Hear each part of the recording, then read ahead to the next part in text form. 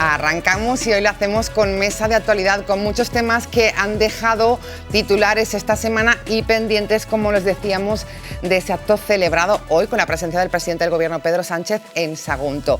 Vamos a tener dos contertulios, ya está con nosotros uno de ellos, José Enrique Aguar, es el presidente a nivel nacional de Contigo. ¿Qué tal? Buenas tardes. Buenas tardes, pues muy bien, estar aquí con vosotros siempre es un placer y estar en casa. Bueno, hoy un día importante con esa planta de Volkswagen, es una noticia a Yo creo destacar. Que es un gran día para la comunidad, pero especialmente para la ciudad de Sagunto.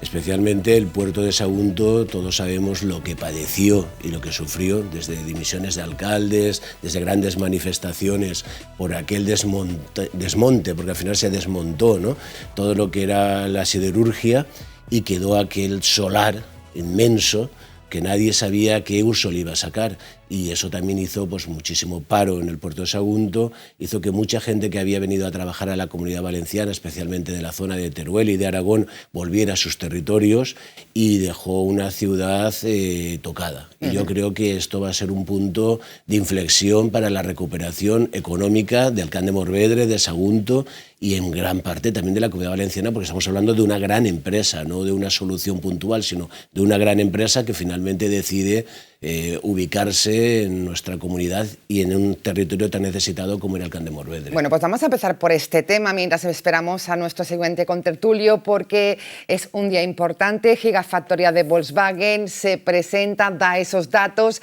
y, como no, esta casa 7 Televalencia ha estado allí. Vamos con nuestro compañero Joan Jimeno. Y hoy nos hemos venido hasta aquí, hasta Sagunto, para la presentación del proyecto de fábrica de Volkswagen para baterías para coches eléctricos. Al acto han asistido el presidente del Gobierno, Pedro Sánchez, y el presidente de la Generalitat, Ximo Puig, junto con los máximos responsables de Volkswagen y SEAT, su filial española. Este ambicioso proyecto se ubicará en el Parc de Sagunt 2 y opta a la financiación de proyectos estratégicos conocidos como PERTE, que ha convocado el Gobierno para fomentar la fabricación de coches eléctricos en España. La multinacional anunció ya en el mes de febrero que elegía este espacio para la edificación de la planta, que funcionará con una capacidad máxima de 40 gigavatios, dará empleo a más de 3.000 personas y en donde se van a invertir 7.000 millones de euros para su plan de electrificación. Su construcción comenzará el año que viene, 2023, y ya está previsto que comience a operar, si se cumplen los plazos de los trámites, en el 2026. Somos el segundo fabricante de vehículos de toda la Unión Europea, como siempre me recuerda la ministra de Industria, Comercio y Turismo. Contamos con un potente tejido empresarial y un ecosistema de apoyo con una potente industria auxiliar.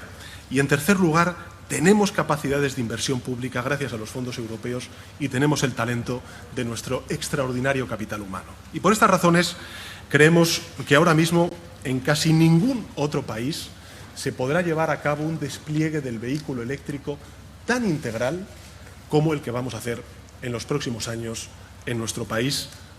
El motor con fuerza de siempre, con una nueva batería, con una nueva esperanza. Señoras y señores, ir rápido hacia el futuro, eso persigue Volkswagen. Hoy nos montamos en su coche para ir rápido, para llegar lejos, para viajar juntos, porque ya sentimos la ilusión por todo lo bueno que va a ocurrir. Bueno, pues destacada este punto importante el presidente del Gobierno, tanto como el de la Generalitat. Señora Aguar, hay que destacar también el papel que están haciendo pues los fondos europeos en toda la creación de empleo. Pero bueno, los fondos europeos hacen el papel en toda Europa. Quiere decir que hay que darle un valor añadido, el que no solo es el dinero, sino también es la ubicación, también es que Sagunto tiene un puerto que se puede poner en valor también. Sagunto tiene una muy buena conexión con el corredor, o con el futuro corredor, pero una salida rápida a la que es la producción. Y yo creo que el valor de la Comunidad Valenciana pues se ha puesto en la mesa y se ha defendido, y yo creo que es una gran noticia, como te decía anteriormente, no a lo mejor para toda la comunidad, pero sí especialmente para el Camp de Morvedre y para la ciudad de Sagunto y el puerto de Sagunto, que necesitaban de una inversión seria para empezar a retomar todas las pérdidas que tuvieron en aquel desmonte, como te decía, de la siderurgia y de aquella empresa que mantenía en gran parte a toda la ciudad. Bueno, pues Vehículos Eléctricos se incorpora ya a nuestra tertulia, a nuestra mesa en Valencia en Abierto. Vicente Ibor es político del Partido Popular, abogado y siempre siguiendo también la actualidad. Vicente Ibor, buenas tardes. Buenas tardes. Y gracias por estar con nosotros. Bueno, un día importante, ¿no? Pues un día muy importante, desde luego, en todos los aspectos. Desde luego, como decía Enrique, en fin, la Comunidad Valenciana va a salir muy reforzada y la verdad es que es para celebrar. Bueno, pues es para celebrarlos, los seguiremos contando el impacto económico de esta noticia. Cambiamos de asunto porque nos enterábamos de esta noticia, se esperaba o no, queremos pulsarlo con nuestros dos invitados. Es el síndic del Partido Socialista en Les Corts, dejaba su cargo, se convierte así en la primera víctima política de Azud. ¿Qué piensan nuestros analistas, señor Aguar? ¿Tocaba hacer esto? Bueno, tocaba, pero yo creo que el titular no es la primera víctima, yo creo que ha sido un éxito para él. Vamos a ver, Manolo Mata, y todos los que lo conocemos, sabemos que como abogado ha ganado mucho dinero más que en la política y seguro que ha tenido más satisfacciones en la vida jurídica que en la política. Es verdad que yo creo que también ha sumado a su decisión que el bipartito debe ser muy complicado mantenerlo con los interlocutores que tienes, ¿no? Y yo creo que eso desgasta muchísimo y ha tomado una decisión personal. Yo creo que ha decidido por la parte privada, por la parte que él ha estado ejerciendo durante muchísimo tiempo, y yo creo que ha tomado la decisión de decir voy a descansar de la política. Además lo decía, mi familia lo va a agradecer, él lo ha dicho en los medios de comunicación. Lo que pasa es que, claro, deja al Partido Socialista un poco tocado, porque era un muy buen portavoz y era un muy buen síndic y era una persona que sabía manejar muchas situaciones complicadas que vienen. Y yo creo que, bueno, el que sale ganando es él y no es ninguna víctima, sino es un éxito para él, y la víctima en todo caso será el Partido Socialista, que se queda muy tocado sin el síndic. Vicente Ibor, era insostenible la situación de Manolo Mata y él siempre lo ha dicho, primero abogado y luego político. Bueno, simplemente se ha aplicado el régimen de incompatibilidades. Cuando hay un conflicto de intereses entre una actividad privada y la actividad pública, lo primero que se hace es que se pone en conocimiento de quien corresponda, en este caso pues de la mesa de las Cortes o del presidente de la Generalitat, ese conflicto de intereses, y luego hay un plazo para optar entre o bien dejar esa actividad incompatible o dejar la actividad pública. Manolo Mata es un abogado de prestigio, es reconocido por todos los compañeros en el ámbito judicial, es amigo mío y de muchos compañeros por la forma suya de ejercer la abogacía, y efectivamente él lo comentaba siempre en círculos jurídicos que su vocación era mucho más de abogado que de político. Estaba un poco cansado de la situación, como decía Enrique, de ser portavoz de un grupo que está gobernando en una situación de mayoría inestable y por tanto con negociaciones duras y constantes, y claro, él no quería dejar su profesión. Y ha sido una opción absolutamente personal. Desde luego es una víctima del caso Azud, porque si no hubiera llevado el caso Azud, él seguiría ahora porque todo viene porque llevaba el caso del empresario. Seguiría compaginando, pero evidentemente está llevando al cabecilla una trama de corrupción que se enfrenta a unas penas importantes. Hay muchísimos tomos de actuaciones. Va a requerir todo su tiempo y todo su esfuerzo, y creo que desde el punto de vista político ha hecho lo correcto y desde el punto de vista profesional también, porque un asunto así exige una dedicación intensa y no se puede compaginar. Claro que sí. Pues vamos a escuchar las declaraciones del propio Manolo Mata explicando a la prensa esta decisión. Abandona el síndic como síndic en les Corts Valencianes.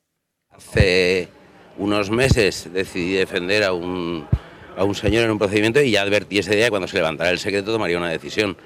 Pues si veía que era muy complicado compatibilizarlo con el escaño, pues tomaría una decisión. El martes se levantó el secreto del sumario y la verdad es que yo lo veo muy complicado. Hay muchísimos tomos y hay muchas cuestiones que hacen un poco, por lo menos dificultan el mantener el escaño en esos términos. Y por lo tanto el viernes, que ni martes, ni miércoles, ni jueves pude hablar con el presidente de la Generalitat y secretario general. Y el viernes, ayer a mediodía, hablé con él y se lo conté, vamos. Y el viernes que viene presentaré la dimisión porque como el jueves tenemos un pleno, el miércoles y jueves, por lo menos poder votar y esperar a que se incorpore el nuevo.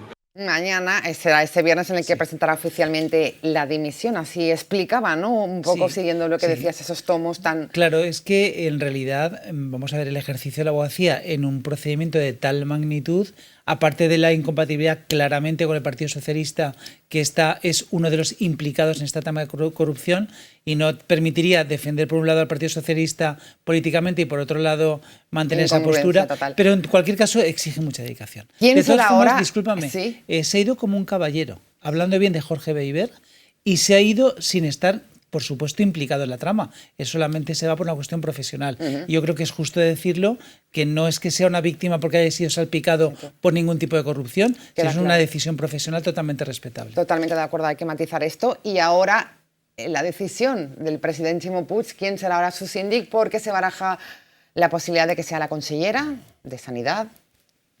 O Carmen Martínez. O Carmen Martínez, la que vicepresidenta. es la vicesíndica en estos momentos. Sí. Y bueno, es que tampoco le queda tanto cartel, ¿no? Porque el Partido Socialista en las José Cortes... Muñoz también por... Sí, pero generalmente el Partido Socialista los grandes carteles los ha tenido en el municipalismo y en lo que es la institución pues ha jugado siempre con unas figuras muy concretas, siempre ha estado dando la vuelta a las mismas figuras. Entonces, bueno, la decisión la tomarán esta semana, imagino, ya la habrán tomado, como es normal, porque ha dejado también hasta que dimita mañana, desde que lo anunció el sábado pasado, han tenido tiempo para tomar la decisión. Pero yo creo que irá más por la figura, a lo mejor, de Carmen. Puede ser porque con lo es cual una sería la persona primera vez que les Corts mujer. Valencianes tienen todas las síndicas mujeres. Esto sería una gran noticia. Es una gran noticia o no. Es decir, yo creo que se elige por cuestión de las valías de las personas y no de su sexo. Totalmente de acuerdo. Por una cuestión de feminismo puro y duro. O sea, que no se elige por ser mujer, sino por la valía que cualquiera de las dos candidatas la tiene. Pero en cualquier caso, el PSPV va a salir muy perjudicado con el cambio de portavoz, porque Manolo Mata tenía la capacidad de aunar voluntades en todos los grupos políticos. De hecho, ahora se ha ido y no han hablado mal de él los grupos políticos de la oposición. Por lo tanto, creo que eso es un valor muy añadido que tenía Manolo Mata y no creo que ninguno de los candidatos o candidatas que suenan lo pueda tener. En cualquier caso, se trata de una portavocía de transición para lo poco que queda de legislatura, que yo estoy convencido que no se va a agotar, pero estamos hablando de un portavoz que va a tener que marcar diferencias con los socios del Botanic para recuperar espacio político propio cara a las elecciones, con lo cual la función va a ser totalmente diferente que la que hacía Mata hasta este momento. Es curioso lo que dice Vicente Ibor y es cierto que todos han hablado muy bien de la figura política de Manolo Mata. Vamos a escuchar precisamente cómo lo valoraba el presidente de la Generalitat, Ximo Puig, y la síndic del Partido Popular, el Les Corts, Maria José Català. Crec que és una decisió ajustada. A mi m'ha agradat que hagués sigut una altra, però en qualsevol cas és la decisió que ha pres, jo la respecte i en qualsevol cas reiterar una vegada més el meu agraïment per tot el treball que ha fet durant aquests 7 anys. Ha ajudat molt decisivament a l'engranatge del funcionament de la pròpia coalició i bé, ara ell centra el seu treball allà on pensa que té el compromís. Curioso, ¿no? O sea, quiero decir, dejar de ser síndico para defender al cabecilla de Azud, pues no deja de ser curioso, pero de verdad que no quiero entrar en arena, yo simplemente quiero mostrar mi máximo respeto a mi compañero y que le vaya bien en lo personal y en lo profesional, desde luego. Bueno, pues ahí queda clara la opinión de ambos. Por cierto, caso Azud, muy brevemente, tema complicado, se levanta ese secreto de sumario. Muchos cargos públicos del Partido públicos Socialista y del Partido Popular, de sí, todos los partidos implicados, y un caso que bueno, pues que va a tener ahora un tiempo y un recorrido complicado. Y como estaba diciendo muy bien el compañero Ibor, yo creo que va a ser un recorrido corto, ¿no? Porque yo soy de los que opinan que las elecciones autonómicas se van a adelantar, y yo calculo que sobre octubre, finales de octubre, pasado la fiesta al 9 de octubre, yo creo que se pueden convocar, porque normalmente tocan antes que las elecciones municipales, porque ya las adelantó el presidente de la Generalitat. Entonces va a ser un recorrido corto. Se deben de acertar muy bien, porque Manolo, como muy bien han dicho y lo han dicho todo el mundo, ha sido una persona que ha sabido trabajar muy bien el engranaje de ese bipartito que está trabajando, ¿no?, en la Generalitat Valenciana, pero también ha sabido trabajar muy bien el engranaje con la oposición, porque ha sido una persona muy afable y una persona que sabe llegar, y una vez te subes al púlpito pues puedes tener un discurso, pero luego cuando bajas es donde realmente tienes que llegar a las negociaciones y a los acuerdos. Y yo creo que Chimo Puig ponía cara de triste porque yo creo que... El papel que ha hecho durante estos años con los matos que le ha hecho un gran papel y no sabe el papel que le pueden hacer otros, porque si viene alguien engrescando...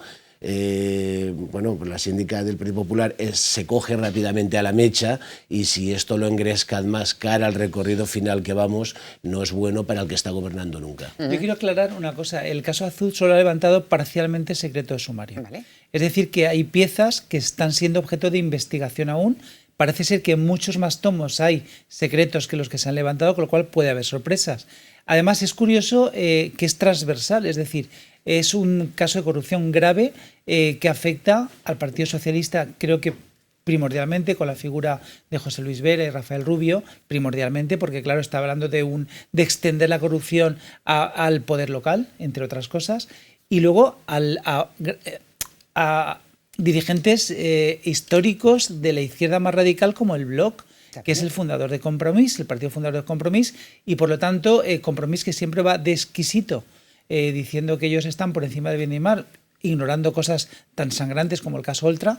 Sin embargo, ahora se ve en un caso de corrupción económica, política, de mucha gravedad. Además, era la propuesta más escandalosa de todas, y alguna explicación tendrán que dar y se tendrán que desmarcar de sus propios compañeros, porque si no, estarán demostrando que solo ven el problema ajeno y el propio nunca lo reconocen. Dice Vicente Ibor, como abogado en este caso, que podemos tener sorpresas en este, todo pinta, y además sorpresas que coincidirían con ese camino a las elecciones municipales y autonómicas. Ojito con este caso, porque puede cambiar muchos planes, señor Guaguar. Se le ha olvidado al compañero Ibor, pero también sorpresas con muchísima gente del Partido Popular. Quiero decir que claro, es normal que él no lo diga, pero tengo que decirlo también. ¿No? Entonces, es que no se sabe, no lo sabe nadie. Entonces, sí que es verdad que por eso te decía que si aparte está todo el caso abierto, con un recorrido que va a ser largo y que inicia ya, y aparte tenemos en las Cortes Valencianas un síndico, una síndica que tiene ganas de pelea, y otra síndica que también tiene ganas de pelea, lo que puede hacer es engrescar más, y un poco pues esa época tranquila que han tenido las Cortes Valencianas, que han sido más de gestión, de aprobar leyes, etcétera, van a tener un cariz más político, y eso lo que va a hacer que en definitiva a los valencianos pues nos frene muchísima gestión que tenían que estar haciendo, que se va a paralizar por hacer política. Crispación política, sí. Pero quizás porque estamos en un punto de judicialización constante de la política. ¿Esto es bueno? ¿Es positivo? ¿Perjudica? Pues depende de cómo se haga, es decir, porque llevar a los tribunales cosas que no tienen ninguna base, ningún contenido, solo para desgastar al adversario y que acabe en archivos o absoluciones después de años, es una mala praxis desde los dos puntos de vista, político y jurídico. Pero denunciar casos de corrupción reales que luego efectivamente van a juicio, y pues es una obligación también de los poderes públicos, de cualquier ciudadano realmente, poner en conocimiento de la autoridad judicial si considera de forma razonable que hay un caso de corrupción o un caso grave o una comisión de un delito. Ahora tenemos pendiente el caso Alquería. El caso Alquería es un procedimiento que afecta a PSPV y Compromís fundamentalmente. Empieza en septiembre, son 3 meses de juicio. Es corrupción muy sangrante, porque estamos hablando de un tema muy gordo, ya lo hablaremos, que no es el momento, pero en todo caso ahí sí que afecta a Compromís y a PSPV en función de gobierno, pero la diferencia de Azud es que también eran presuntamente corruptos cuando estaban en la oposición y criticaban la corrupción del Partido Popular. Es que es un salto cualitativo que pone a cada uno en su sitio. Es decir, no es lo mismo, es que la corrupción en las dos posturas políticas es muy difícil que se produzca en otros partidos políticos. Claro, es lo que exige ahora Compromís, cuando también tienen el caso de la vicepresidenta. ¿Dónde está el límite? Independientemente del color político, ¿cuándo debe dimitir un político? Pues bueno, yo pienso que un político debería de dimitir cuando esté imputado, pero más condenado, porque imputar es muy fácil. Como estaba diciendo el compañero, caerte en una acera y denunciar a tu alcalde lo pueden imputar. Entonces hay que ver primero casos de imputaciones que sean a través de corrupción y corrupción de fondos públicos, porque por gestión si al final un cargo público tiene que dimitir porque lo imputen, lo único que puede pasar es que nadie quiera ser cargo público o que nadie quiera gestionar, porque te puedes equivocar en la cloración de las aguas y de haber una serie de enfermos y no tienes ninguna culpa política. Otra culpa política es cuando metes la mano en el cajón del dinero de todos. Habría que distinguir, por tanto, lo que es caso de corrupción, habría que distinguir, lo que es robar, vamos por entendernos. Y yo me apunto más o me defino más por el tema de que no solo en imputaciones, sino en condenas. En condenas porque luego en política el curso escolar tú suspendes un año y puedes recuperarlo al año que viene, pero en política son 4 años. Y muchos políticos han dimitido por dar una imagen o porque su partido se lo ha pedido y luego han sido, como bien ha dicho, porque muchas veces es mucho el ruido y luego no hay nada detrás, han sido absueltos y lo que se ha quedado es toda su carrera política y nadie los ha conseguido repescar y 4 años son muy largos y en una vida política a una persona la pueden hacer desaparecer. Entonces, sin ir más lejos, el grupo municipal del Ayuntamiento de Valencia, entero. El Pitufeo ha sido sobreside la causa y confirmado el sobreseimiento por el Tribunal Supremo. Pero yo creo que hay que afrontar la pregunta que tú has hecho en 2 vías. Es decir, ¿cuándo hay que pedir la dimisión del político? Primero, por regla general, a mi juicio, cuando hay una condena firme, es decir, contra la que no quepa recurso. Porque una sentencia definitiva no firme puede ser recurrida y puede ser reformada por un tribunal superior. Bueno, pero si ya un juez ha dictado, hay serias orientaciones. Está claro. Entonces, los estatutos de mi partido y el Comité de Hechos y Garantías establece eso, que tiene que haber una condena firme. Pero para aplicárselo a un político el propio criterio, hay que tener en cuenta la coherencia. Es decir, ¿cuándo has pedido tú la dimisión de los demás? Y en esos mismos términos te tienes que aplicar a ti las consecuencias. Así en el caso de Mónica Oltra es sangrante. Con el caso de los trajes de Camps, de lo que fue absuelto, absolutamente, ella pidió la dimisión de una forma absolutamente cruel, con scratches, con camisetas, con declaraciones públicas, con insultos, se busca vivo o muerto, unas cosas absolutamente escandalosas. Y ahora ya no está imputada por unos trajes, está imputada por encubrir unos abusos sexuales de su esposo. Es el delito más asqueroso que se puede cometer en cualquier ámbito, pero mucho más cuando se es vicepresidenta social de un gobierno de la Generalitat Valenciana. Por lo tanto, en el caso de Mónica Oltra no es de aplicación que haya sentencia o no. Ella tiene que dimitir en el momento en que el Tribunal Superior de Justicia la imputa, si lo hace. Porque ahora vamos a ver si la imputa o no. Yo creo que en el caso de Mónica Oltra, en el caso general, entiendo que tiene que haber una condena firme o al menos una definitiva no firme, pero por un tema constatado por un tribunal. ¿Qué opinas sobre el caso Oltra? ¿Cree que acabará la legislatura la vicepresidenta del gobierno? Pues, dependiendo también de lo que vaya saliendo. Depende de que la imputen o no, definitivamente. Yo creo que eso es importante. Lo que sí que creo que ya ha acabado un poco es su recorrido político, porque hace unos meses todos recordaremos que se hablaba mucho de que si podía ser la sucesora a la alcaldía de Valencia, si podía ser el recambio fuerte y serio de Compromís. En estos momentos ya se ha quedado en el camino, quiere decir que el desgaste ya está empezando a hacerse. Pero bueno, como bien decía, hasta que no tenga una imputación clara, yo creo que Mónica Oltra no se va a ir. Es una lástima porque lo que, como bien decías, lo que tú has pedido para unos te lo tendrías que aplicar para ti, pero en estos momentos se cree fuerte y se cree la vicepresidenta y yo creo que no va a actuar. Pero eso lo hace, es malo para su propio partido también. En mi opinión, está en un estado de debilidad total político y personal que le impide ejercer su labor adecuadamente, porque ya... Sí, pero se enrocan en el cargo, se enrocan en el poder y al final lo que hacen daño es a sus propios partidos, sí, pero que eso ha pasado con muchísimos partidos. A Paco Camps cuando estaba en el ojo del huracán en Gürtel, del que ha salido... Felizmente vienen casi todas las piezas, solo queda una y no sé cómo saldrá, pero espero que bien.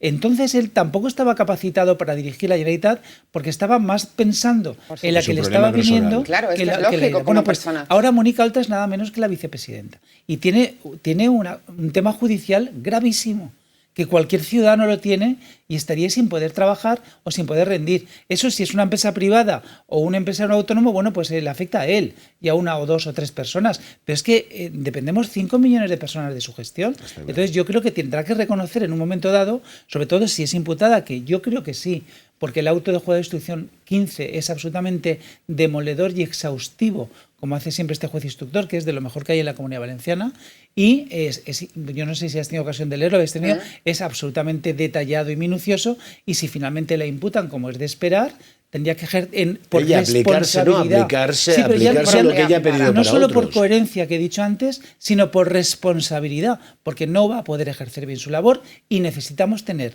un gobierno fuerte, aunque sea de signo contrario al nuestro. Porque aparte de políticos, somos ciudadanos y queremos que resuelvan nuestros asuntos públicos. Veremos qué ocurre con el caso de Mónica Oltra, sobre todo la parte judicial que vamos a ir conociendo en las próximas semanas. Más casos de juicio, porque como decíamos, es una realidad. Me llama la atención, cuando vienen las elecciones aparecen todos los juicios. Esto es normal, Vicente. 6 años, 7 años dormidos los juicios y cuando vienen las elecciones aparecen todos los juicios. Suele ser desgraciadamente. En Andalucía ha pasado ahora también. ¿Pero por casualidad etcétera. o porque coincide así? Hombre, yo no creo que sea mucha casualidad, pero hay muchos actores. Está, aparte de la fiscalía, están los abogados, las acusaciones, las defensas, y cada uno juega sus tiempos. Van jugando los tiempos hasta que cuando toca revientan todo. Que de la ciudad de la justicia no vamos a salir los periodistas, yo creo que de aquí a las elecciones. Eso nunca, no debería. Eso es cierto. Bueno, pues hemos estado también en la sección quinta de la Audiencia de Valencia, que juzgaba desde este lunes el autodenominado yonki del dinero. Lo recuerdan Marcos Benavent y a otros 8 procesados. Estamos en este caso en la primera de las piezas separadas de la macrocausa Imelsa que llega a juicio. Así hablaba Marcos Benavent. Pues hombre, no se lo dejo pasar, no se lo deseo pasar a nadie. Familias destrozadas, empresarios arruinados, gente suicidada, como para que la cuestión sea de broma. Aún queda mucho por delante. Sí, pero tan formalito nos tenías... Atiéndeme, queda mucho por delante. Tú sabes la cantidad de cosas, de piezas y movidas que quedan aún por delante. Bueno, pues así hablaba a la entrada, a la salida, señor Aguar, señor Igor, ¿qué opinan al respecto? Yo lo que pasa es que cómo cambian en los años las personas también, porque ahora hoy nos hablaba de seriedad, de pena y tal, y a lo primero hablaba de que era el yonki del dinero, hablaba de cachondeo, hablaba un poco de las escuchas que todo el mundo las hicieron virales. Ha habido un cambio de discurso total. Claro, ha cambiado el discurso totalmente y bueno, al final es verdad que no solo él, es que hay muchos cargos, un vicepresidente de la Diputación y bueno, estas personas sí que es verdad que sus familias, 8 años o 6 años que ha durado toda la instrucción, es un desgaste familiar y las cosas, yo ahí sí que pediría que en algunos casos la justicia tenía que ser más rápida. No sé si los tiempos se miden políticamente o no, pero es una lástima porque detrás de esas personas hay familias. Y ahí sí que me acogería lo que decía Benavent, que bueno, muchas familias están 6 años con el AI esperando y estas soluciones o estas resoluciones tenían que llegar antes y el que tenga que condenarse, que se le condene, porque se le va a condenar 6 años antes o 6 años después. El delito está hecho igual y por lo menos no pasarías ese calvario que han pasado muchas familias por esta situación. Así es, y sobre todo el foco también que ponemos los medios de comunicación, ¿no? Sí, totalmente de acuerdo, porque efectivamente lo que dice Benavent en este momento... A ver, en primer lugar, la performance que hizo él al principio no era creíble en absoluto, es decir, él aportó... Se lo tomaba cachondeo, claro, para que le rebajaran la condena. Que lo lleva a reconocer. Pero fíjate que él aportó unas grabaciones editadas. Editadas quiere decir cortadas y pegadas. Eso era patente en círculos jurídicos desde el primer momento. Claro, todo el mundo, me refiero a todo el mundo, abogados, jueces, fiscales, no metidos en la causa, son los que estábamos por allí en los juzgados, vemos cómo es posible que se admita ni siquiera inicialmente como prueba una grabación editada, cuando cualquier juez de instrucción de cualquier pueblo lo primero que hace es constatar la grabación original íntegra y luego ya las piezas, digamos, que separa de esa grabación. Ahora ha cambiado el letrado.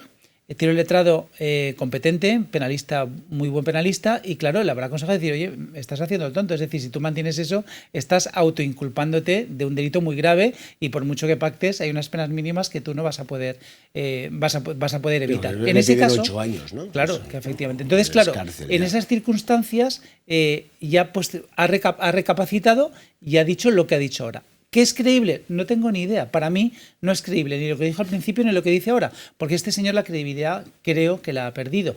Pero en cualquier caso, si tuviera que decantarme, lo que dice ahora tiene mucho más sentido común en cuanto a que él hizo la manipulación de pruebas para intentar conseguir un acuerdo con el fiscal creyendo que con eso evitaría la cárcel. Cuando se da cuenta que no la puede evitar, pues vuelve al principio y vuelve a la realidad. Creo que lo que dice en este momento es la realidad. No deja de ser una opinión porque tampoco tengo más datos. Bueno, pues ahí queda este caso. Se pide, bueno, pues que se agilice la justicia para evitar también, ¿no? Bueno, pues esto, 8 años de juicio.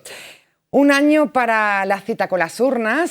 Comentaban nuestros contertulios que creen que va a haber un adelanto electoral. Probablemente octubre, decía el señor Aguar. ¿Cómo ven? En marzo, oficialmente. Quiere decir que, más que nada, vamos a ver, primero porque tenemos una fecha clara, que son las municipales. Esa está clara, porque esa es la de mayo.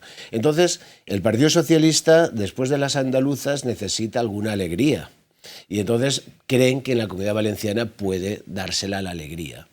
Pero también no está claro del todo. Entonces, uno no puede hacer unas elecciones en marzo en las que no juega con todas las bazas claras y pueda perderlas, porque esa caída, ese batacazo, no te levanta a mayo. Hay 2 meses de tiempo. Entonces, es más fácil, por lo que lo interpreto yo, que se celebren en octubre. Si gana el Partido Socialista, como parece que es lo más normal, pues alargarán la victoria hasta mayo.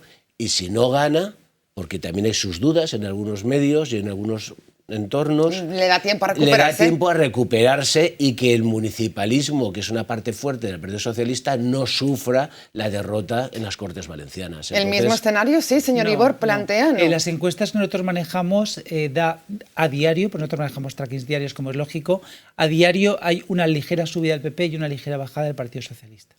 Compromís, según la provincia, está más fuerte o menos. La provincia de Valencia está bastante fuerte, pero en Alicante y Castellón no está fuerte, con lo cual en su conjunto también está bajando apoyos. Y entonces, como decía Carlos Mazón, en este momento, aunque la situación puede pasar cualquier cosa en las elecciones, el Partido Popular va en un ascensor que sube y el Partido Socialista va en un ascensor que baje.